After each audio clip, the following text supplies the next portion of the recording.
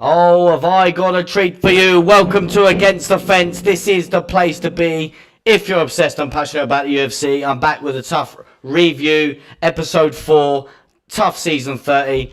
Oh, what an episode it was. I tell you, we had ups, downs, tears, tantrums. I tell you what, you're in for a treat. There's a lot to get into, but no further ado, I will do my best to take you slowly through it because a lot happened in this episode. We was meant to have Chantel Coates of Team Peña versus Brogan Walker of Team Nunes, but I hold you there. It changes throughout the whole show. Right, so to start the show, we had Team Nunes that were diving in, training their fighter in Walker, doing some drills and things like that. And Walker actually blew her knee out. Okay, so Walker blew her knee out. Had to have an MRI scan on her knee. Again, that's not what you want. Obviously, you got a fight coming up. It's just not what you want. Have a fight coming up. Blew her knee out. But again, it was a week before the fight, so she did have that MRI scan leading up to the fight. And apparently, it was a grade 1 tear. So again, in terms of injury-wise, it was okay. She could compete, so that was the good sign. All the clear. She was happy with that. The fight still was going ahead in most ways, but I hold you there. We move on to Team Peña. We move on to Chantel Coates. We go on to their training. But what happened is Team Peña's coaches and herself, Team Peña, go into the house. Sneak into the house and they go into Chantel's room and ask her what her weight is because apparently she's had some health issues and struggling with a weight cut. Again, these are flyweights, so it's 125. Okay, they got her on the scales. This is 1 week before the fight. 1 week before the fight, and she's weighing in at 154. Now, come on, 154 a week before the fight. That is not happening. You are not losing that weight. Tell me your thoughts. You're on the Ultimate Fighter. You want to get that contract. You want to impress Dana White. And obviously cutting weight is part of your job. And you're a week before the fight, you're weighing in at 154. Come on, now, if you're there in the comments, tell me what is your thoughts on on Chantel weighing 154 before her fight. Before her fight, she could potentially be getting to the semi-finals, and then if not, potentially getting into the finals. I'm baffled. I really am baffled how you can weigh 154. But we move on. Her team, obviously, Team Peña's team, they're thinking of pulling her from the fight. Obviously, fighter safety. You can't be cutting that much weight in that space of time. But they give her time to give it a think, see what she can cut. So they give her a day. They give her 24 hours to see what she can do. She took fair play to her. She gets down to 148, and that's 3 days before the fight. So again, they've got to pull their fighter out of there. They've got to pull her out. So in the end, they have to. Unfortunately, they had to let Chantel Coates leave the show. She left. Obviously, there was tears, everything like that. But again, you got to do your job. You've got to, like. I don't get as well. We're in episode 4 now. If you're preparing for a fight, training with your team, surely you're going to be cutting weight then anyway. Surely you think, right, I've got to be ready. I'm going to cut some weight now. Cut a little bit every now and then. Like, even if it's not your fight, just cut a little bit of weight. Anyway, all the drama aside, that like last season with Volkanovski and Brian Ortega, there was a geezer, Gilmore, I think his name was, Michael Gilmore, that was the one. He was on standby. He got called in. There was obviously a couple of women on standby just in case any of this happened. Peña knew straight away who she wanted to grab. And she grabbed Lorna Guerrero, again from Mexico. So it was meant to be Laura Guerrero against against Brogan Walker. But again, we have another twist. We have another twist to the tale. So obviously with Chantel leaving the show, Team Peña and Team Nunes had to have a little conversation to see what they wanted to do because Nunes picked this fight. Okay, so Nunes and Peña go back and forth on do they want to who's going to replace who? Do they just want to get this Laura girl in to fight Brogan? But again, they go back to the drawing board, go back to the team, have a little discussion. Again, we have another change. So Laura's still fighting of Team Peña, who they brought in as a replacement for Chantel, who is she has 4 wins, 1 loss on her resume. And Team Nunes pick Catherine Paprika, okay? And she is 3 wins and 2 losses, okay? So all of that drama undelved in the start of the show. Again, crazy circumstances. Unbelievable. But we've got a fight. We can crack on to that now. But again, like always, they do dive into the past of each fighter. To start off with, they dive into the newcomer of Laura. Believe it or not, she trains at Dan Henderson's gym, okay? And her coach is Joe Daddy Stevenson. Again, he was on season 2 of The Ultimate Fighter. So again, he's got experience in that sense. But what delved Laura into the MMA scene is she did start her career as Brazilian Jiu-Jitsu at high school. And that got her the passion to jump into mixed martial arts. But that was a little bit about Laura's background. And then we dive into the background of Catherine. She owns her own gym with her husband, which is quite decent. Again, you're going to be a mixed martial artist, that's what you want. Your own gym, jump in there. Again, they dived into the backgrounds of her training in her gym and her husband in her gym and things like that. Again, no experience like the Laura of Dan Henderson and Joe Daddy Stevenson. Again, great experience behind you. Yes. Then we go into this fight, as I said, but both of these fighters actually make weight, so that's what we want. No one not missing weight, no one overweight, no one injured, anything like that. We can dive into the fight. So as I just second, let me just jump into the side screen so we can get the old pictures up for you guys.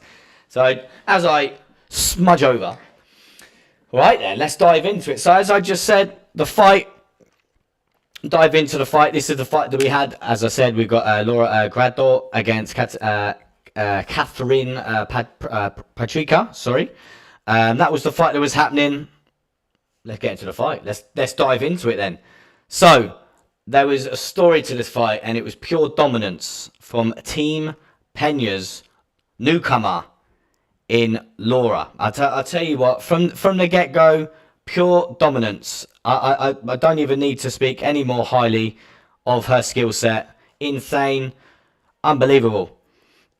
I'm going to get just a couple of pictures up for you here. Laura from the get-go, grappling up against the fence, tying her up. Again, when she needed to separate, she would separate, do a bit of dirty boxing. Again, then get back in for the clinch, get a couple of takedowns in there. She got a couple of takedowns in round 1. Pure dominance in round 1, honestly. I don't even need to say anything else, but then her opponent in Catherine had no answer to anything. So it was a great round 1 for Team Peña's Laura. Then we move on to round number 2. Again, same as round 1, pure dominance. Takedown, held her there for the majority of the round. A couple of submission attempts here and there, but nothing really too threatening. But again, the advances were there, the step overs were there. It was just unreal. It was a pure dominant performance from Laura. You can see where I'm going from this. Again, try to get her in a crucifix position in the last couple of seconds of the round number 2. I don't think we're going to need a round 3 in this one like we did in the last fight. But I tell you what, this newcomer in Laura is a dark horse in this show. Let me tell you. Honestly, unreal. Great performance from her. And you can see where I'm going with this, ladies and gentlemen. We have the winner. Okay, Laura picks up the win. And as I said, Team Peña moves on again. Team Peña moves on to 3 wins. Let me just go back to the main screen for you all. And I'll stay here. It's fine. I'll stay here.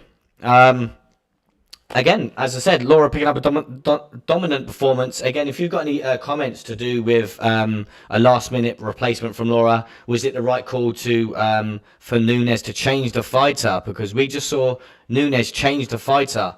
Should they have done that? Should they have kept original opponent? I know that Brogan Walker, I know that she was a little bit injured, but she was ready to go. She wanted to compete. But again, Nunes changed the opponent last minute.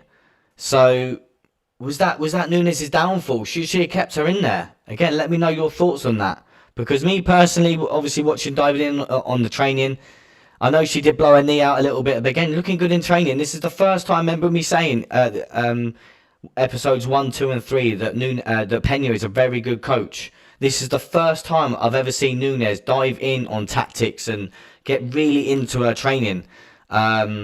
She doesn't usually dive into proper detail. Obviously, she's there to train and watch her fighters work and do different things. But this is the first time I've seen her dive into proper techniques and dive into getting out submission attempts, takedowns, work on a proper game plan. And that was with Brogan Walker, the person that they switched to get in, Catherine.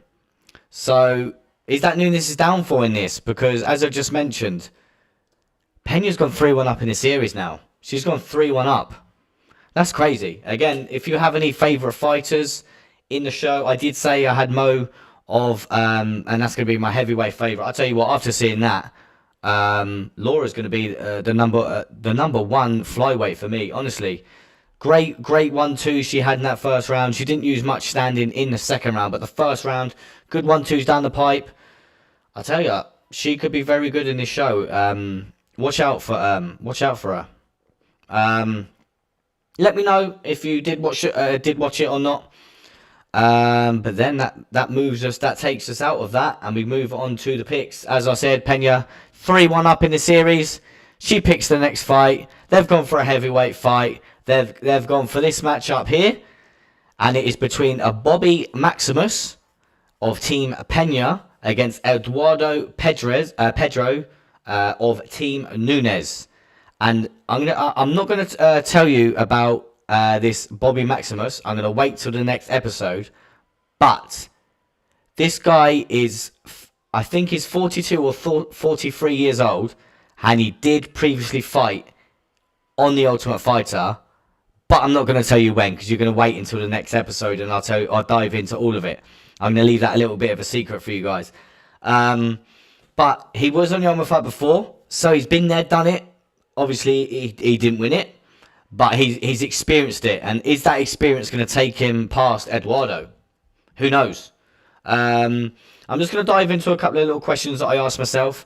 I said from day dot that Peña's got the best team, and I agree with that. She does 100% have the best team. I just don't know if Nunes has an answer for Peña at the moment. Honestly, I really don't think she has an answer. Peña's a great coach. Honestly, I've said it from day one. I've repeated myself so many times. She is a really good coach. And in the corners, when they bring up the coaching and things like that, Peña's screaming at her fighter. And she's screaming instructions and is screaming intelligent examples of things to do. And Nunes just sits in a corner and don't do anything. Like, yeah, she shouts, but it's not encouraging. It's not the right things to do. Her fighters are not listening. Something's got to change. She's 3-1 down. I've said it from day one that Peña's going to win the show. But I don't know about the fight though. I don't know if Peña's going to win the actual fight between Peña and Nunes though. I'll leave that down to everyone else. Again, get your comments in. Interact with me. Let's go. Last question from myself that I did dive into. I said I had a favourite, and that was Mohammed Usman. And then a favourite for the women would be Laura, just purely because dominant performance, honestly. Absolutely brilliant performance. Yeah, that just about wraps it up for me. Before I go, we don't have an event this week. It's so sad. JK, Sai, and me, we don't have an event. We are going to try and get a fighter Q&A for you, so we do have something for you. Don't you worry. We'll have something. We'll have some content for you. Don't worry. Stay tuned for what's coming next. I'll be back next Tuesday, and I'll dive into that Bobby Maxwell for you and give you the details that I didn't say. All right? But yeah, Peña moves on to 3-1, but that's all I've got time for. I'll catch you next time. I'm Ash from ATF.